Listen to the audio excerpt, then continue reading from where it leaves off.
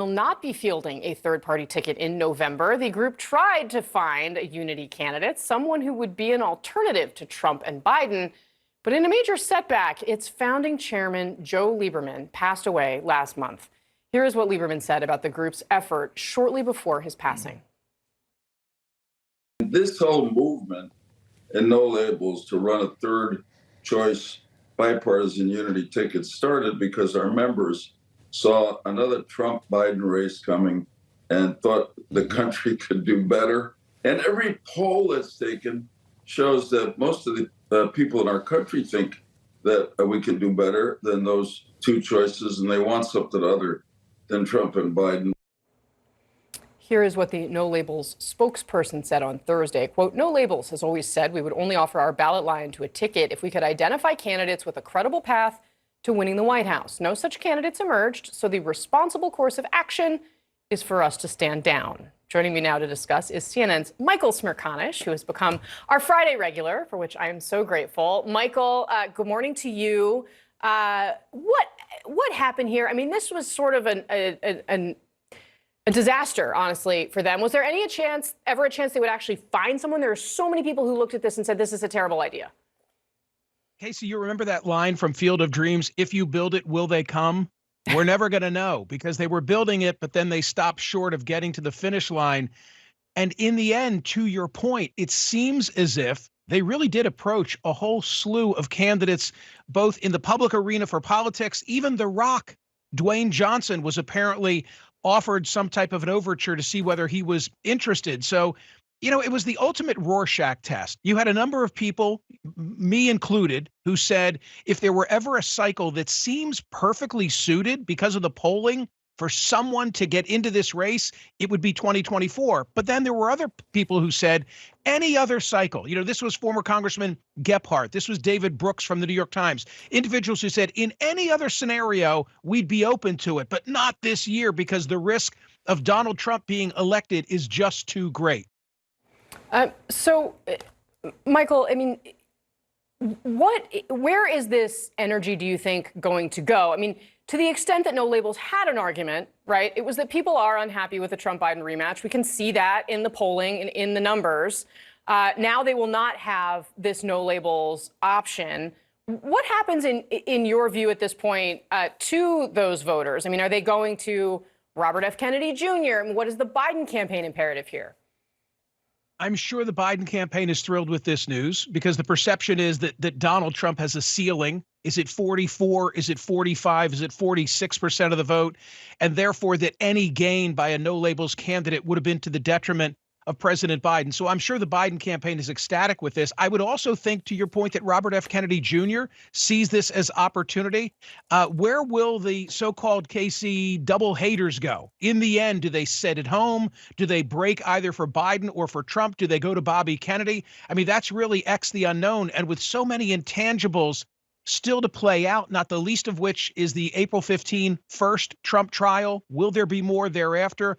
We don't know, but you've got to really be able to see around corners to know which way this whole thing is going to break. And I, for one, have been proven incorrect too many times.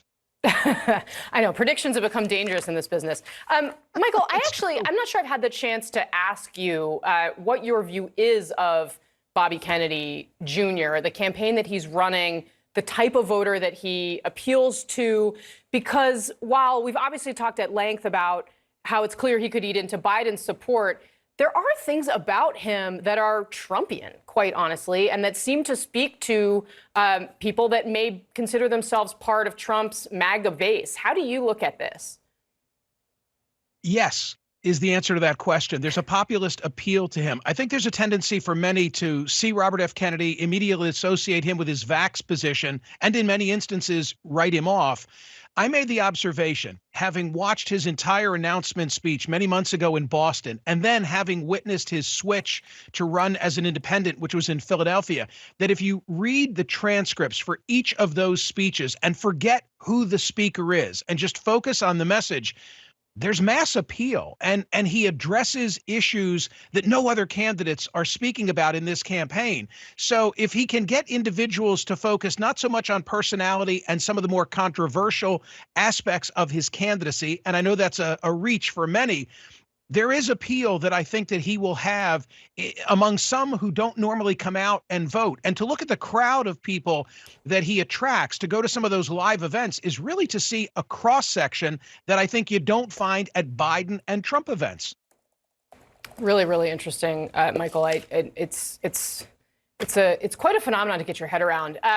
Before I let you go, I'm actually interested in this, and I may be throwing you a curveball, so I apologize for that. But I know that you have Mr. Haight, Professor Haight, on your show coming up over the weekend. He is, of course, the NYU professor that he's got a new book out looking at social media. He's basically telling people, don't give your kids phones until they're 16 years old. And he's become sort of a lightning rod for controversy. I have to say, as the mom of 2 young kids, I really like what he has had to say about this, that this is something we shouldn't be doing with our kids. What are you going to talk to him about? And what do you think we should know about what he's got out there?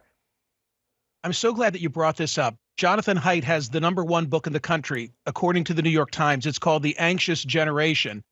And he speaks of what's taken place in the last several decades, where you go from my childhood, which was one of neighborhood, backyard, play-based, to the current childhoods of so many of our adolescents that is totally dependent on smartphones and technology. And he sees a causal connection between that and a rise of mental health issues, particularly among our youth. I see it as part of a larger societal disconnect. All this connectivity is actually making us more disconnected from one another. I think it has relevance in the political arena because it's driving polarization and partisanship to new heights. And his is a book, I've read them all. There have been so many in the span of the last 2 decades, but this is the book that ties it all together. Yes, it's controversial. Some try and attack the causation argument. I think both he and Jean Twenge, who wrote iGen, have it all buttoned up, and every parent, every grandparent, every aunt or uncle needs to read this book and appreciate what's going on. I mean, I think it's also something you can kind of just test in your own life. I mean, I am an adult. I'm one of the few people that I came of age, right? My childhood was before the internet. Then I learned how to do it as a kind of native. AOL shows up when I'm, 11, 12 years old. Now as an adult, I can tell I'm way happier when I put down my phone. So how can we not, expect kids who are learning, who are growing and their brains are developing? Anyway, it makes a lot of sense. Michael Smerconish, thank you very much for being with us. Smerconish is Saturday at 9 a.m. I will be watching. See you next week, I hope.